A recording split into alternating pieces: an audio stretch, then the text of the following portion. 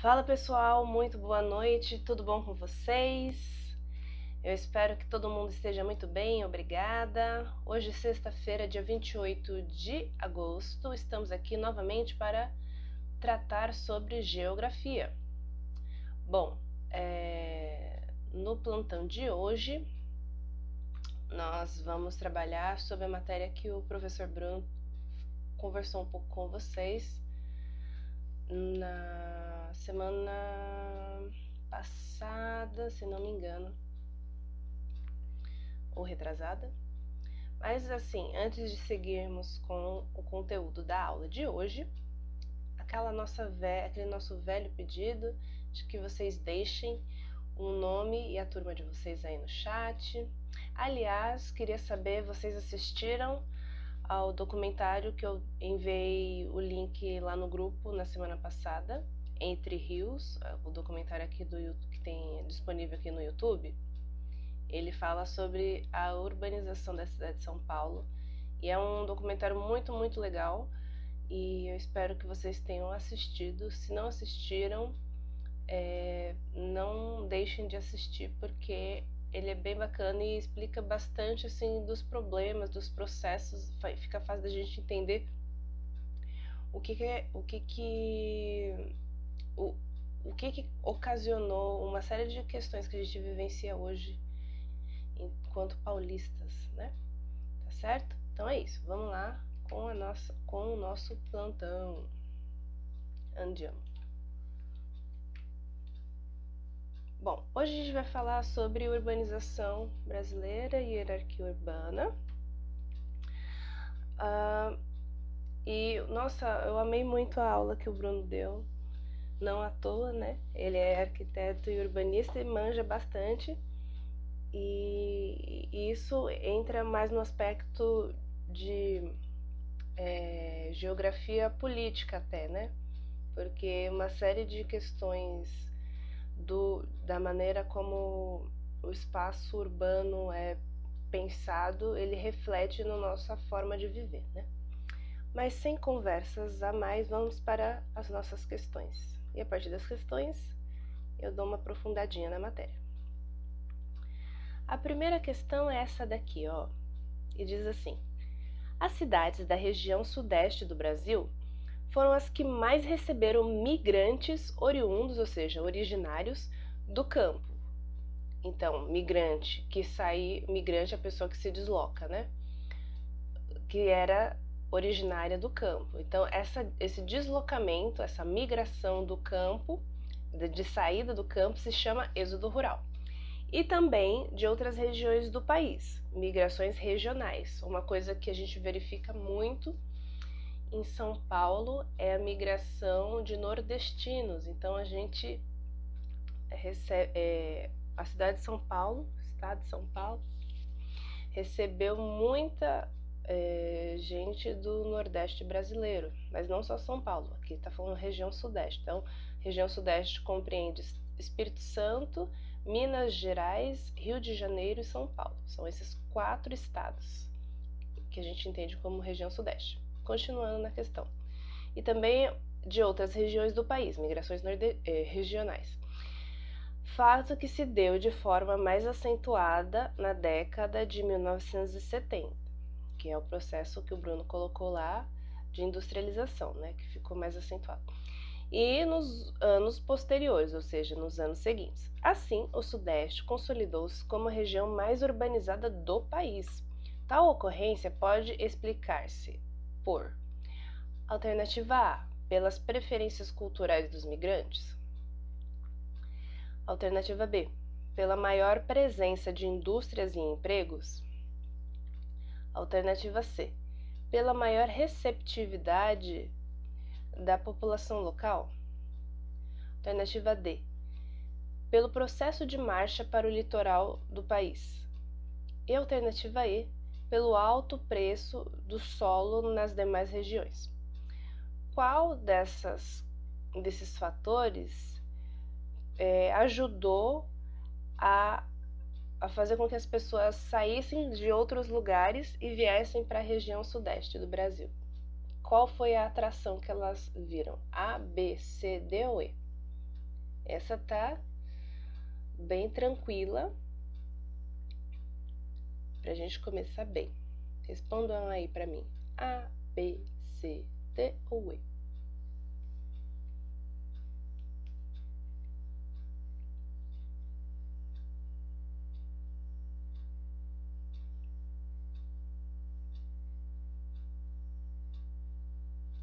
Acho que foi, né? Acertou quem respondeu que foi a alternativa B, que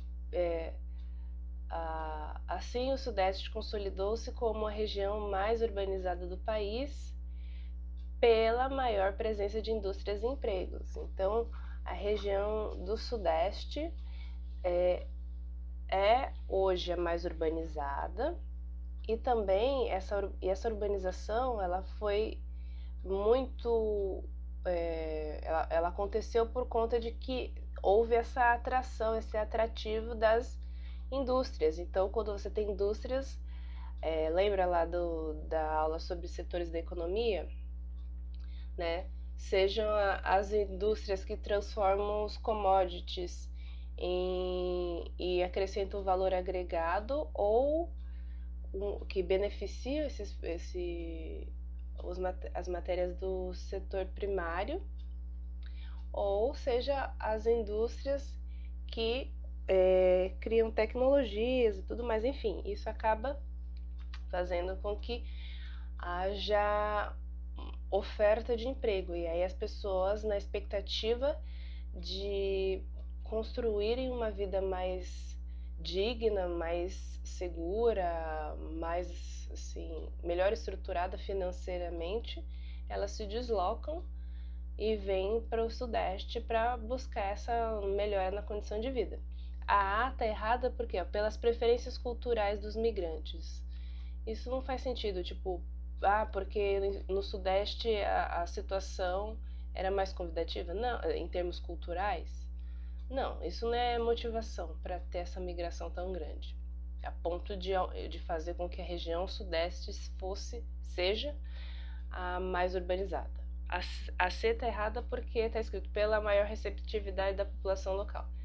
Não é o fato de você ser carismático que vai fazer. Isso pode ser uma coisa lida como um adjetivo, mas não uma motivação de fazer com que as pessoas necessariamente mudem a sua forma de viver porque estão indo para um lugar que as pessoas são simpáticas, né?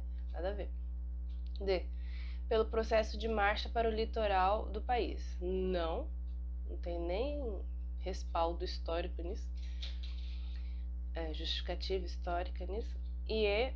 Pelo alto preço dos solos nas demais regiões. Se vocês forem parar para pensar, na região Sudeste e nas regiões...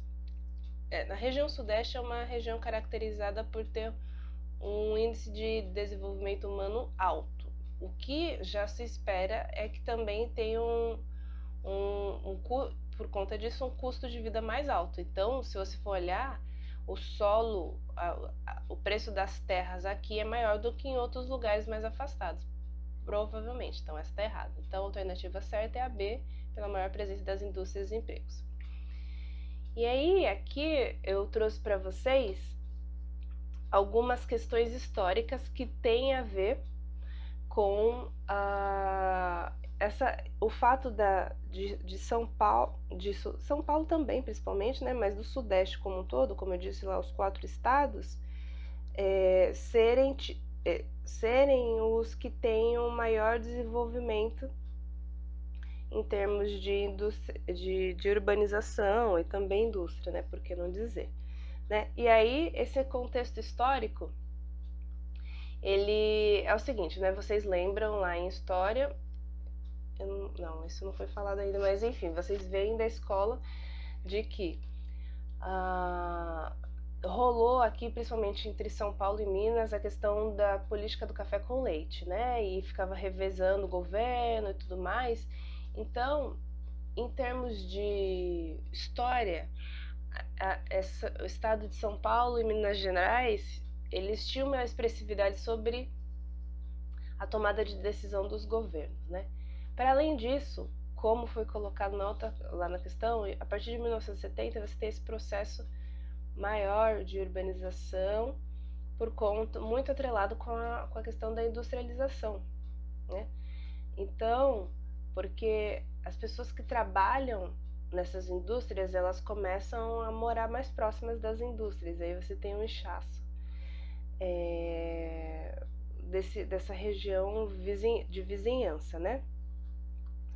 E aí o que acontece é que aqui no sudeste você tem uma concentração grande de indústrias, e essas indústrias elas são de alguns tipos, tipo a siderúrgica e metalúrgica, tanto que no Rio de Janeiro a gente tem lá a Companhia de Siderurgia Nacional, a CSN, Companhia Siderúrgica Nacional, que fica lá em Volta Redonda, se não me engano, que é super expressiva, assim, super importante no histórico brasileiro nosso em termos de exploração do minério, né? E é uma indústria que ela acaba impactando a região ali de Minas Gerais, gerando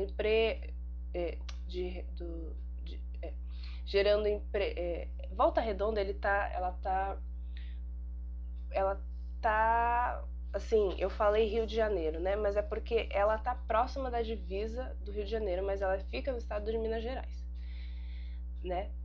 E você tem também a indústria petrolífera, que ela tem a maior expressão no estado do Rio de Janeiro, né? Que é até onde também é mais recentemente eu falo, sei lá, 10 anos ou mais, que a gente começou a trabalhar a questão do pré-sal. E você tem as indústrias, e aí quando você fala de petróleo, você tem tanto a extração quanto o refino, né?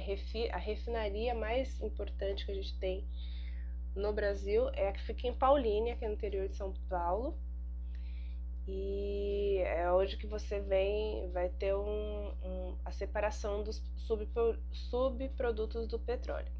E a indústria de alta tecnologia, que ela se concentra mais na região de São Paulo, e essa região de São Paulo fica ali na região em que compreende tanto São José dos Campos, São Carlos, Campinas, né? E ela é semelhante, é tipo o nosso Vale do Silício. Por quê? Porque o Vale do Silício é uma região lá da Bahia de São Francisco, na Califórnia, Estados Unidos. E lá tem muitas empresas globais de tecnologia, startup, tipo a Apple, Facebook, tudo se localiza. Então, indústria de tecnologia, literalmente, de desenvolvimento de tecnologia, tanto em termos de software quanto de hardware. E aí, o que seria essa região aqui do Brasil é essa região que compreende o interior paulistano, que tem que compreende aí a região de Campinas, né, e tal. E essas indústrias, elas fazem com que você crie uma região de entorno, e essa região de entorno começa a ser mais adensada populacionalmente, e aí acabam criando as cidades, né, e tudo mais. Beleza. Seguindo. Aqui vem a questão 2, que diz assim, da FGV, da São Getúlio Vargas, de São Paulo. Observe a imagem, que apresenta um fato comum encontrado em grande parte das médias e grandes cidades brasileiras na década de 90. Decorridos mais de 20 anos, ou seja, passados mais de 20 anos entre o momento da foto e os dias atuais, pode-se afirmar que o planejamento urbano no Brasil é, alternativa A, uma realidade evidente que, de certo modo, consegue reduzir o apartheid urbano. O termo apartheid, ele foi criado durante, lá na África do Sul, né, que era essa questão da segregação racial entre negros e brancos, né? Só que aqui ele está falando, você pode se valer desse termo apartheid para dizer a separação urbana, ou seja, consegue reduzir a separação urbana. Tá? Alternativa B diz assim: considerado renovador porque está sempre transformando as áreas centrais das cidades. Então, a gente está falando do planejamento urbano no Brasil, hein? C. Incipiente, ou seja, insuficiente, porque não consegue corrigir as distorções criadas pelo crescimento desordenado. Alternativa D. Resultado do amadurecimento e mobilização da sociedade que reivindica melhorias na infraestrutura. Ou alternativa E, que diz responsável por um rígido controle do crescimento urbano através da fiscalização por parte do Estado. Então, me digam aí, qual é a alternativa que diz respeito, que fala corretamente sobre o planejamento urbano no Brasil?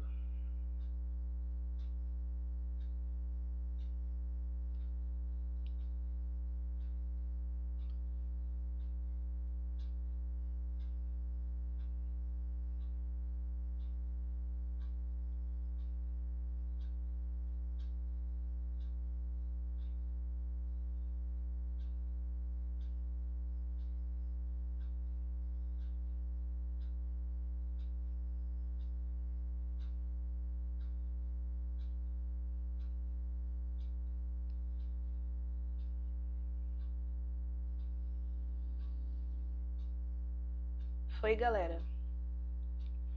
Então, pode-se afirmar que o planejamento urbano no Brasil acertou quem disse alternativa C, incipiente, ou seja, insuficiente, porque não consegue corrigir as distorções criadas pelo crescimento desordenado. Vamos entender por que as outras estão erradas. Pode-se afirmar que diz assim: o planejamento urbano no Brasil é uma realidade evidente que, de certo modo, consegue reduzir o apartheid urbano. Então, não é uma realidade evidente. A gente não tem um planejamento evidente, eficiente, que, de certo modo, consegue reduzir a separação urbana. Não. Essa foto aqui mesmo já indica que ela é uma realidade ainda hoje. Então, se houvesse um planejamento, de fato, essas diferenças de forma de morar, elas teriam sido sanadas, teriam sido melhoradas, né? A alternativa B diz assim: o planejamento urbano é considerado renovador porque está sempre transformando as áreas centrais da cidade. A função do planejamento urbano o planejamento é uma atividade anterior à constituição dos ambientes. Então, no planejamento você estabelece os locais e a forma de ocupação dos espaços, os tipos de edifícios, os tipos de atividades comerciais que vão ocupar aquele espaço. Então, o planejamento ele não tem essa ideia de transformar uma coisa que já está posta. Ele tem por meta implementar coisas no começo, entendeu? Então tá errado. Alternativa D diz assim: o planejamento urbano é resultado do amadurecimento e mobilização da sociedade que reivindica melhoras na infraestrutura. Não,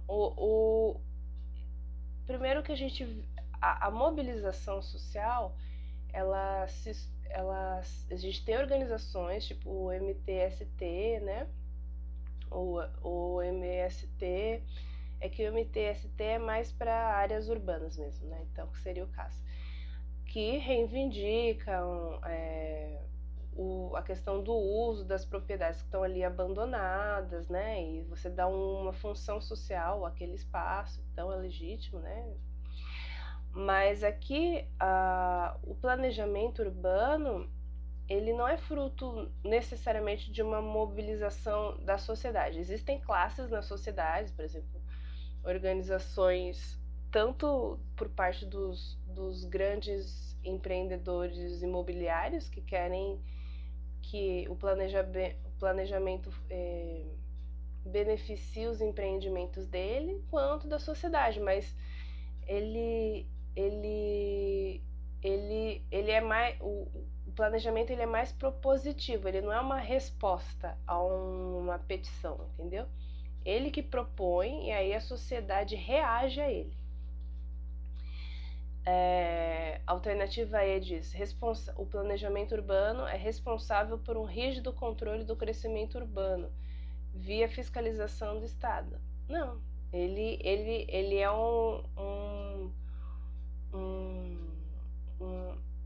uma organização, ele cria uma organização para que a sociedade siga, mas ele não vai ficar, ele vai fiscalizar, mas ele não impede que a sociedade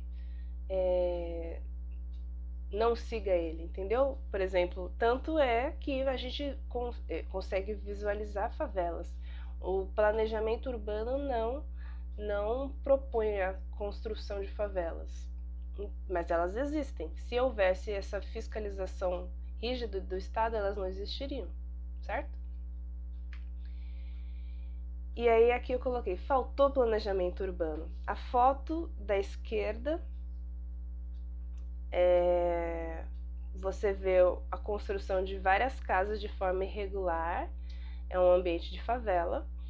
E aí a favela, assim, essa questão do planejamento ela é tão complexa porque quando você não tem um planejamento urbano, você acaba as pessoas precisam ter onde morar, certo?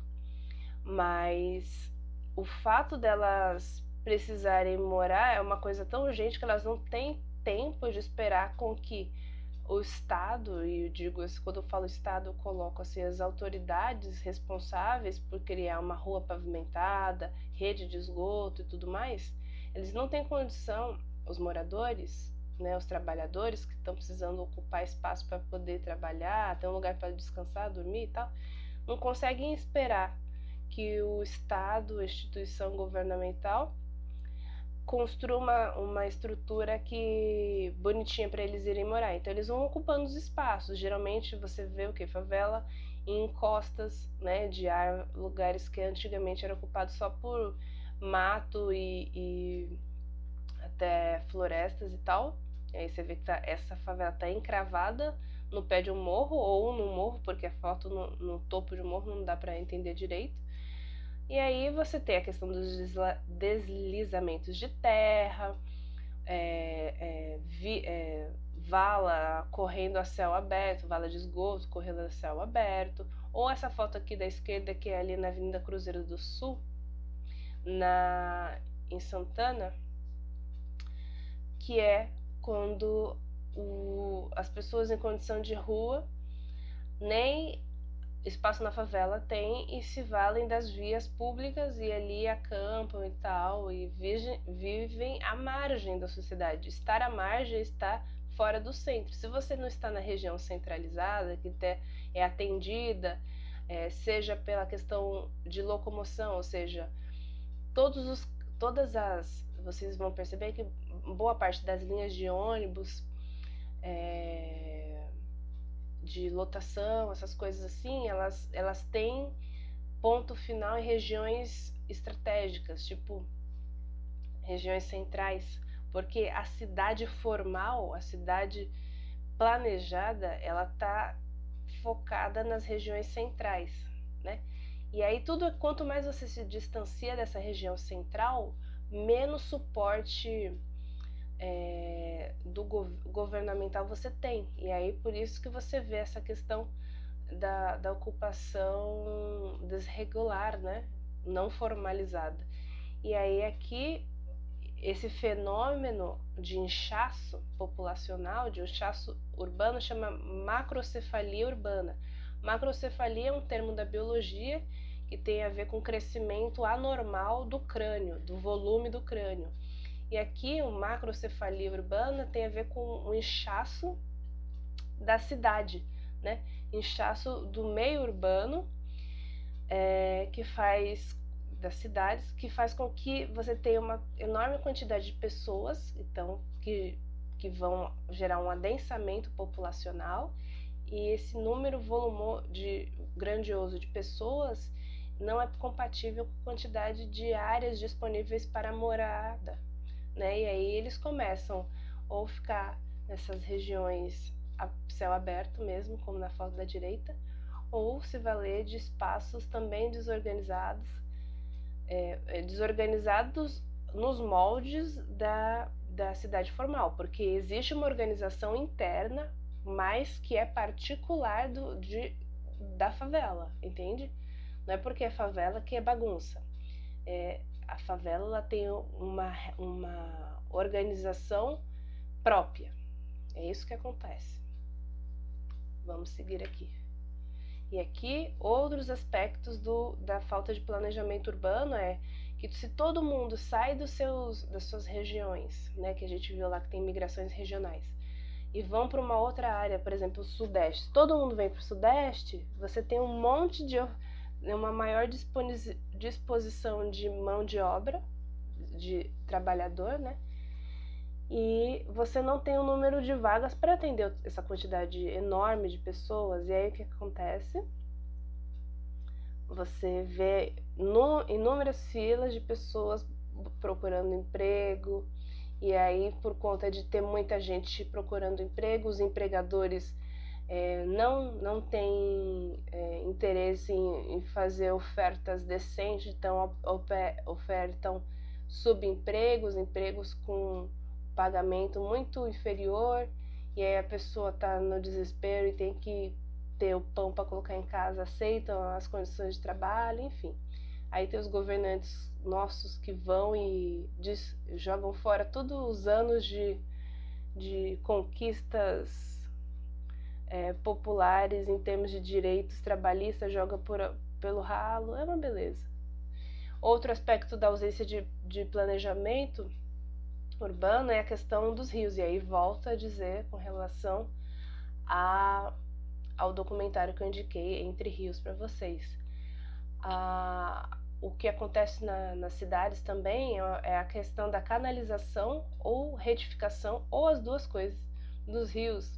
E aí, à medida que você vai precisando de espaço para morar e ocupar, você vai retificando os rios, e quando você retifica, o rio ele não vai deixar de correr o curso natural dele. Então o serpentear dos rios, ou seja, as curvas dos rios, que é típico de rios de planície, elas acabam acontecendo e aí geram áreas de inundação, né?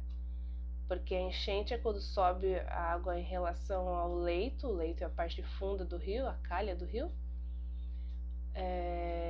mas a inundação é quando ela atravessa. Então, assim, as cidades, elas têm essa questão da retificação, a questão da canalização, tem a questão da impermeabilização também do solo, porque a maior parte dos nossos terrenos nas cidades elas são asfaltadas, então isso acaba dificultando a penetração de água nos solos para diminuir, aí fica tudo ali exposto à flor d'água. E aí fica aí dando essas questões aí, como na foto da direita, de inundação, áreas de alagamento, é uma beleza. É complicado, gente.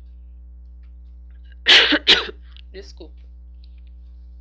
Vamos ao exercício 3, que é da PUC, diz assim: nos países industrializados, a migração campo-cidade tem como causa fundamental a carência de melhores condições sociais no campo, B, baixa produtividade agrícola, C, pressão demográfica no campo, D, dificuldade de aquisição de terras, ou E, liberação de mão de obra pela mecanização. Qual dessas questões justifica a migração em países industrializados da população do campo para a cidade? Essa tá bem tranquila também, hein, gente? Digam aí, A, B, C, D ou E?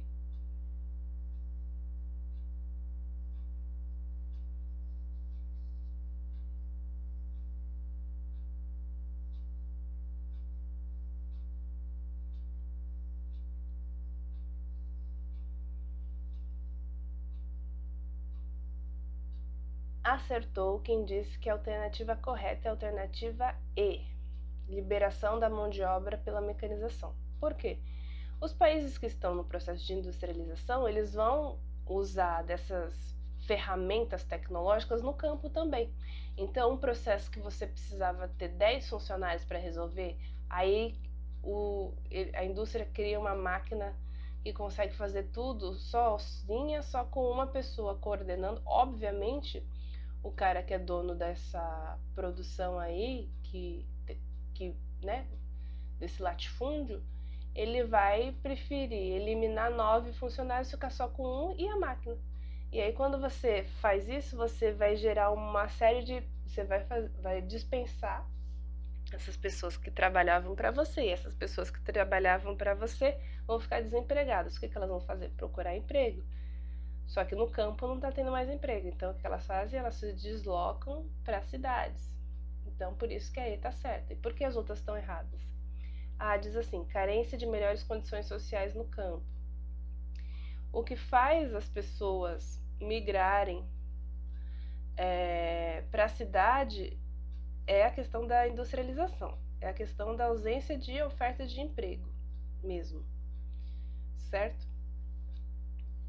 Então, se fosse condições de trabalho, estaria certo. Só que como ele está dizendo países industrializados, é de se esperar que o país industrializado ele tem um desenvolvimento maior. Então, essa questão de condição social não seria tanto um problema para ele. B, a baixa produtividade agrícola. Se você está industrializado, você vai ter um aumento na produtividade. Então, não pode ser essa. C, pressão demográfica no campo, tipo aumento da população no campo. Não, a gente vai ver um aumento da população nas cidades. Dificuldade de aquisição de terras.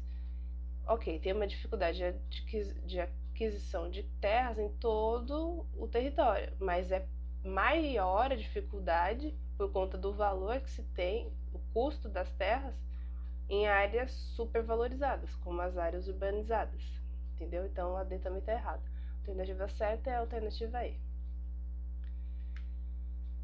E essa eu não coloquei nada para justificar porque é autoexplicativo.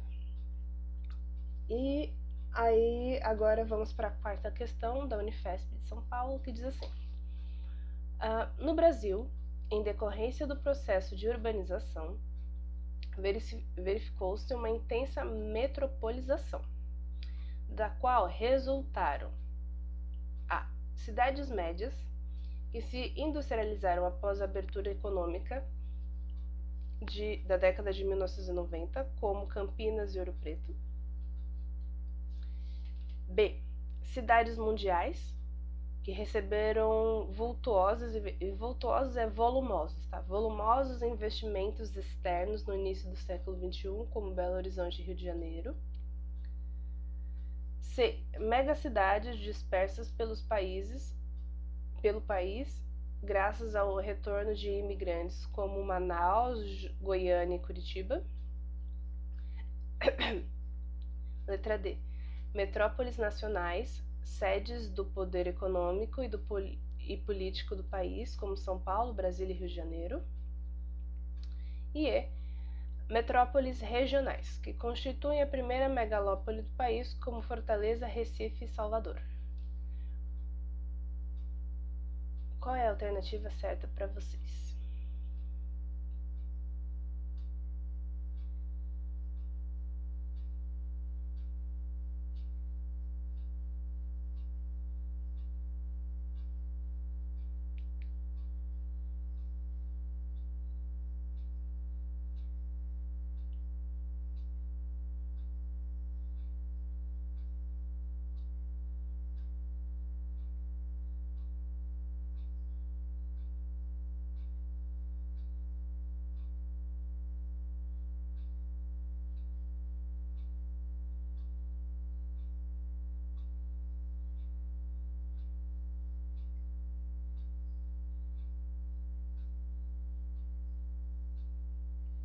Acertou quem disse alternativa D, metrópoles nacionais, sedes do poder econômico e político do país, como São Paulo, Brasília e Rio de Janeiro.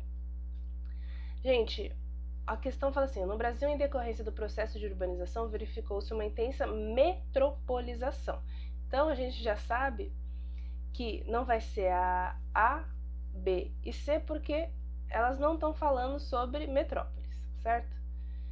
E aí sobra só a D e a E. Aí a E fala assim, metrópoles regionais, que constitui a primeira megalópole do país como Fortaleza. Fortaleza não foi a primeira megalópole, certo? Então tá errado, então só pode ser a D. E aí aqui eu trouxe para vocês aquilo que o Bruno trabalhou sobre essa questão de inter-relação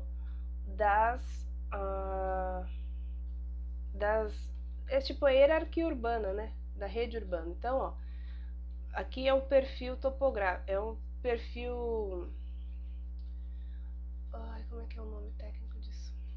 Mas é tipo assim, perfil de ocupação. Por exemplo, vila, você vê aqui, telhado de casa comum, né?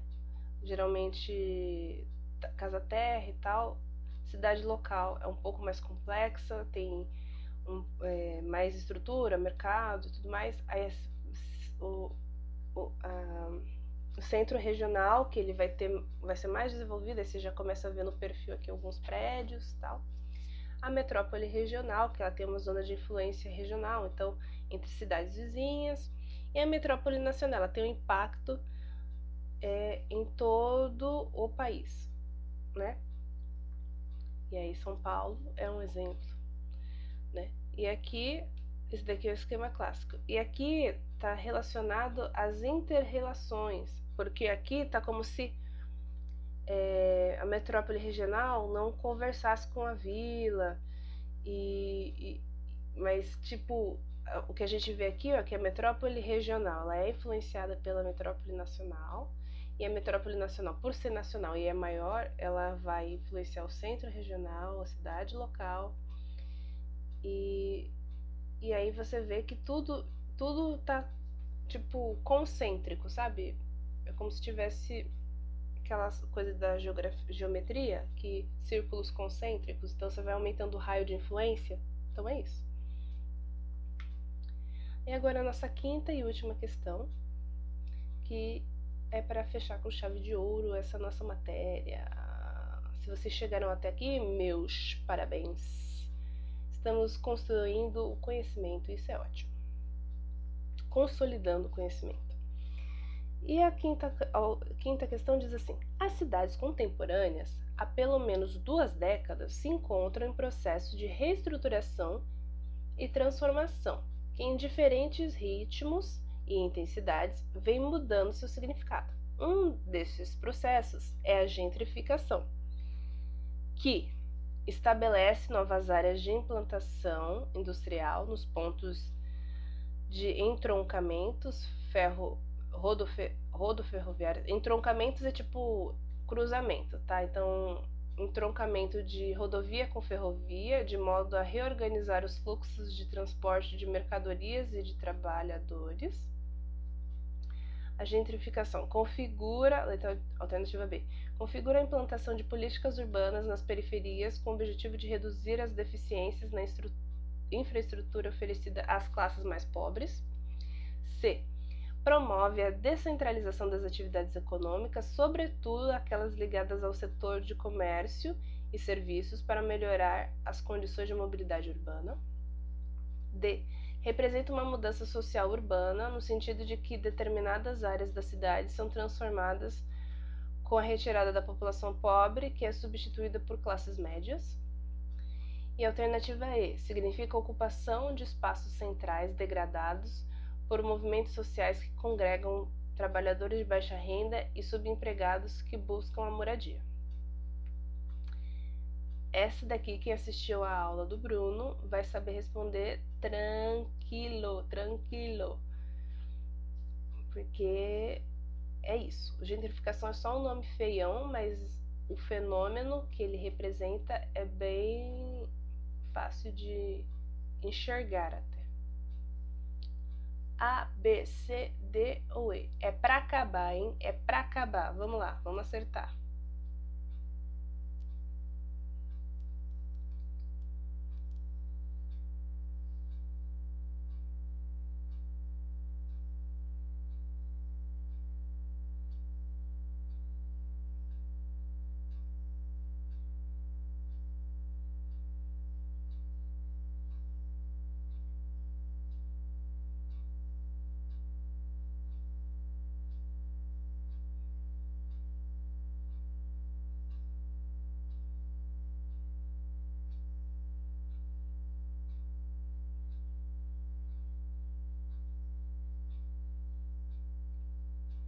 Foi, galera?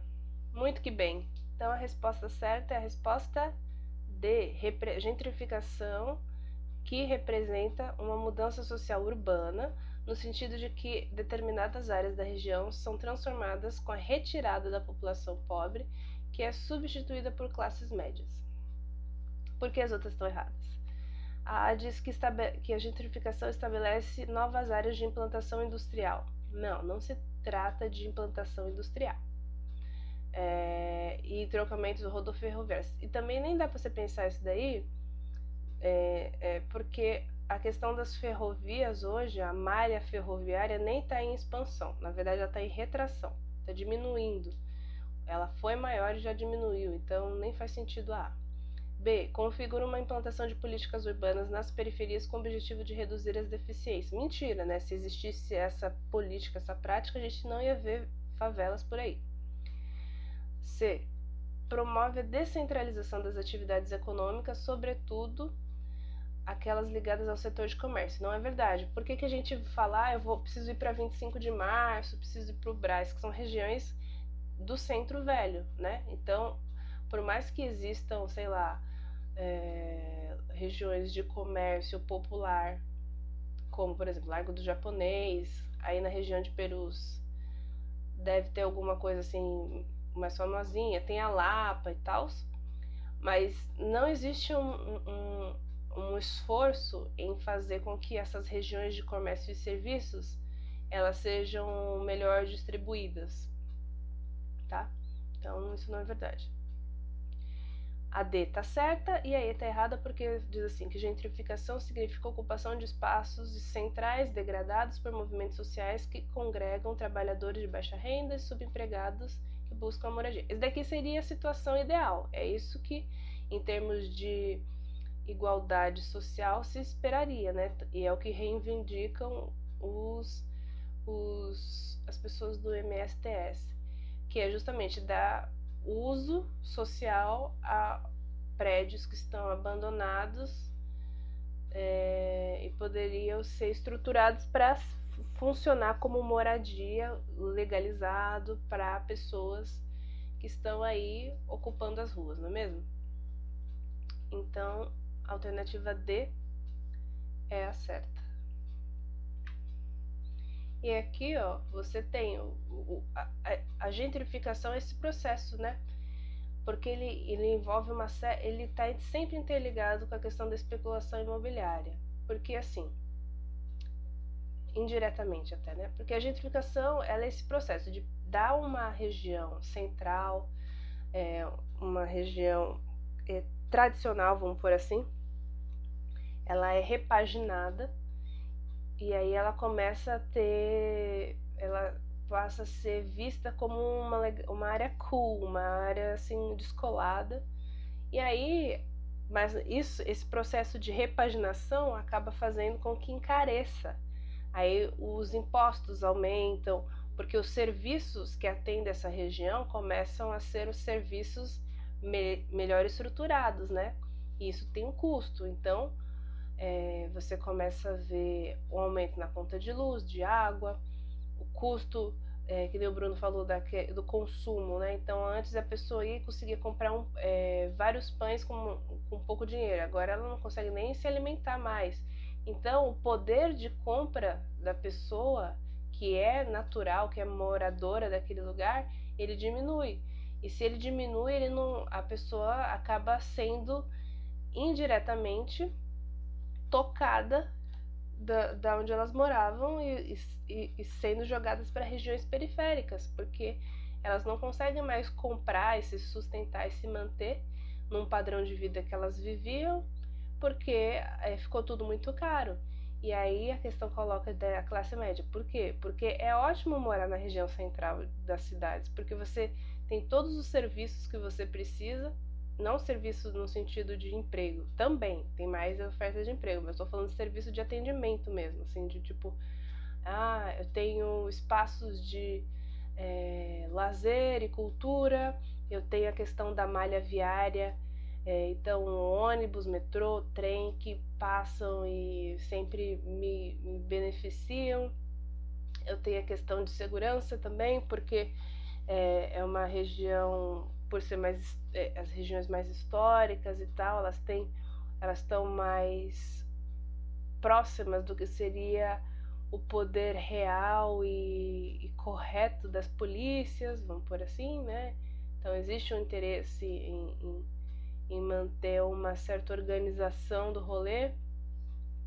Você tem também, enfim, uma série de confortos e regalias que acabam atraindo pessoas que têm poder aquisitivo para poder pagar.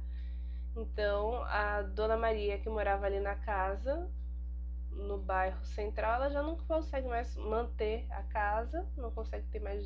O dinheiro que ela usava para manter a casa não é mais suficiente, aí ela acaba tendo que mudar.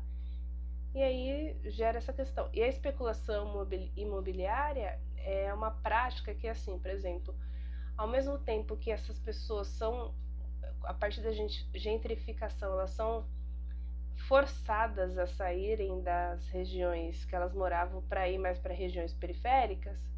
Nessas áreas periféricas, muitas vezes, elas não têm uma estrutura de rede de esgoto, rede de luz, não tem luz, né, na rua, essas coisas assim, que é o processo, por exemplo, da cidade de Tiradentes, que aconteceu. E eu conheço uma pessoa que mora lá e falou como é que foi esse processo desde a infância dele. E aí, quando foram para lá, as pessoas primeiro começaram a morar lá, não tinha esse suporte técnico, vamos pôr assim, né? Essa estrutura técnica. Então, não tinha luz, era aquele, né? E aí o que acontece? As pessoas que, os grandes proprietários, pessoas que têm dinheiro, elas vão e compram terrenos e deixam lá desocupados. E aí, mas deixam lá. E aí, conforme por exemplo, mantendo o exemplo da cidade de Tiradentes, ela vai crescendo, o governo começa a criar estrutura, né? Gerar infraestrutura para atender aquela região. Então, começa a ter linha de ônibus que chega até lá, começa a ter água encanada, começa a ter esgoto. Então, a pessoa que a pessoa que tinha dinheiro e comprou o terreno lá a preço de banana, né? Porque não tinha estrutura na época que ele comprou, agora tá com toda a estrutura bacanuda. E agora que tem essa estrutura bacana lá para ele pode o quê? Construir um prédio, certo? Ou uma casa, ou sei lá. E a partir daí cobrar preços altos. Porque se ele fosse estruturar uma casa ou um prédio quando tava tudo baratinho lá, ele não ia ter um bom retorno financeiro, ele não ia poder cobrar um valor alto. Aí, quando ele tem uma estrutura toda formada na região em que ele comprou o terreno baratinho, ele acabou tendo uma margem de lucro muito grande, porque ele investiu pouco e o retorno que ele vai ter vai ser grande. Então, isso chama especulação imobiliária. É quando você antevê lugares que podem ter uma valorização financeira, e aí você compra na época que tá sem valor alto no mercado, e aí valoriza por conta do entorno, e aí você depois vende bem mais caro, tá certo? E é isso, minha gente, chegamos ao final do nosso plantão. Eu espero que vocês tenham gostado, aprendido, relembrado. A vida é bela, gente, e o que eu quero deixar para vocês como mensagem é: não tenham medo de mudar. O processo de mudança, seja ele em qual âmbito da vida de vocês for, às vezes ele pode parecer meio assustador, mas mudanças trazem amadurecimento e transformação, e isso é bom. A gente tem que olhar as coisas com a lupa de olhar o lado bom das coisas. Então é isso, gente. Um beijo grande pra vocês, bom resto de noite. Falou, falou, falou, fiquem com Deus. Adiós.